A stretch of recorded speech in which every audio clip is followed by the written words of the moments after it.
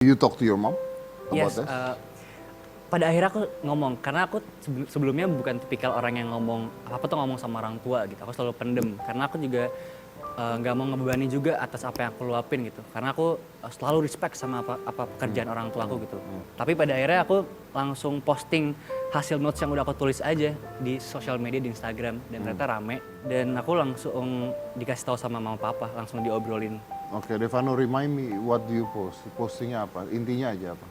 Curhatan soal aku sih, yang kayak aku jadi gampang capek, jadi gampang takut, jadi apa ya, ngerasa kayak nggak bisa aja gitu, kayak berdiri tegar lagi gitu.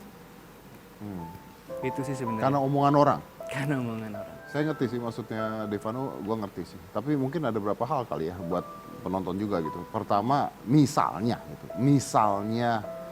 orang tua dan anak, misalnya orang tuanya adalah penjahat gitu, misalnya ya.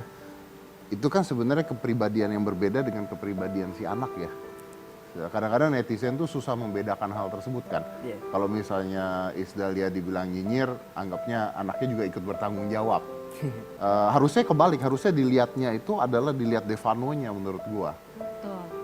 Kalau Devanonya sukses, harusnya dinilainya adalah bisa seperti ini karena orang tuanya seperti apa. Karena tidak mungkin tuh orang tuanya seperti ini gara-gara anaknya mempengaruhi orang tuanya. Jadi ini sebenarnya kebalik, cara berpikir yang kebalik gitu loh. Itu yang pertama. Yang kedua, I think it's become a risk ketika lu memiliki orang tua yang dikenal oleh banyak orang.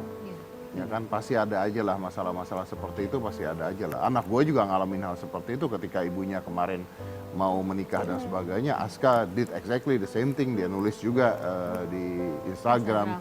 Ketika gue baca, gue bilang, as long kamu nggak ngatain mama kamu, as long kamu masih sopan, it's up to you. Tapi kalau gue boleh ngasih saran, why don't you just focus to what you want to do? Iya, aku selalu fokus ya Om. Cuman entah kenapa orang-orang selalu ngait-ngaitin dengan hal yang itu. Jadi kayak ngebuat apa ya, aku ngeluarin album kayak selalu apa namanya, terkecoh sama apa yang ibuku buat gitu, di media. Jadi orang-orang kayak nggak fokus sama apa yang aku buat, tapi lebih fokus ke apa yang lagi rame gitu. Itu yang buat aku sakit hati. Kalau itu nggak perlu orang-orang. Kalau itu memang netizen kita kebanyakan memang nggak peduli dengan karya. Iya. Kebanyakan pedulinya dengan gosip. Makanya akhirnya orang-orang lebih suka membuat gosip dibandingkan karya. Gitu. Yes. Karena kalau gosip kan ada pro dan kontra. Kalau karya kan ya udah bagus aja gitu. Betul. Kebanyakan. Makanya saya mengalami hal tersebut. Saya punya karya, saya menang dunia loh. Gue juara dunia berkali-kali dan sebagainya. Media nggak ada yang liput. Tapi kalau gosip, media ngeliput. Makanya saya menetapkan satu hal. Mau gosip, mau karya, saya tidak butuh media. Di media sendiri ya Om. Karena at the end of the day yang diberitakan pasti yang negatif. Iya. Yes. Tapi aku mau tanya sama Om Deddy. Buat Om Deddy, seberapa penting sih haters di hidupnya Om Deddy?